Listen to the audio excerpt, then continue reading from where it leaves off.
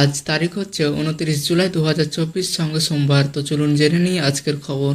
হোয়াটসঅ্যাপের নতুন চমক, স্ন্যাপচ্যাটের মতোই ফিল্টার লাগিয়ে ভিডিও কল করা যাবে। প্রতিনিয়ত নতুন নতুন চমক দেওয়াই যেন লক্ষ্য হোয়াটসঅ্যাপের। মেটার অন্তর্গত এই মেসেজিং অ্যাপটি ইউজারদের অভিজ্ঞতাকে আরও সমৃদ্ধ করতে মাঝে মাঝেই আপডেট নিয়ে আসছে।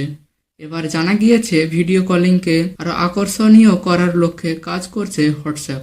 নিয়ে আসা হচ্ছে অগমেন্টেড রিয়ালিটি তথা এআই ফিল্টার, যার সাহায্যে স্ন্যাপচ্যাটের মতোই ফিল্টারের মজা নিতে পারবেন ইউজাররা। সূত্রে জানানো হয়েছে, এখনও পর্যন্ত বিটা ইউজারদের একাংশ এই ফিল্টার ব্যবহারের সুযোগ পেয়েছেন, অর্থাৎ তারা ভিডিও কল চলাকালীন নিজেদের মুখে এআর ফিল্টার লাগাতে পারেন। নানা ধরনের এফেক্টসও বেছে নেওয়ার সুযোগ থাকছে। এতে ত্বক মসৃণ দেখানোর টুল এবং কম আলোয় উন্নত দৃশ্যমানতার জন্য লো লাইট মোডের মতো বৈশিষ্ট্য থাকছে। কেবল নিজের মুখই নয়, ব্যাকগ্রাউন্ডও এডিট করা যাবে। ব্যাকগ্রাউন্ড এডিটিং টুলের মাধ্যমে ইউজাররা তাদের ব্যাকগ্রাউন্ড কাস্টমাইজ করতে পারবেন। আবার ব্যাকগ্রাউন্ড ব্লার করার অপশনও রয়েছে। মনে করা হচ্ছে গ্রুপ কনফারেন্স কলের সময় এই দুটি বৈশিষ্ট্যই উপযোগী হবে।